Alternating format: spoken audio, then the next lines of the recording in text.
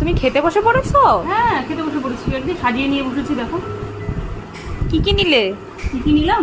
নিলাম শসা, চাকা করে পেঁয়াজ নিয়েছি, একটু লেবু নিয়েছি, কাঁচা লঙ্কা নিয়েছি, আর নিয়েছি বাঙালির সব থেকে প্রিয় মেনু, কি বলতো, কচুর শাক। সাথে আছে গোটা গোটা করে লোটে মাছ করেছি, লোটে মাছ আছে, আছে একটু চিকেন কষা, আর সব শেষে নিয়ে আছে চাটনি। দেখ মেনুগুলো একদম সাজিয়ে দিয়েছি। বল তো তাহলে কি দিয়ে শুরু করবো? কচুর শাক দিয়ে শুরু করো। আমি তো মনে প্রাণে বাঙাল, বাঙাল তো। আর জানিস তো কচুর শাকের প্রতি আমি জানিস একটা দুর্বলতা আছে। একটু কচুর শাক নিলাম, এই যে কচুর শাক নিলাম, আর একটু লেবু চিপে নিলাম।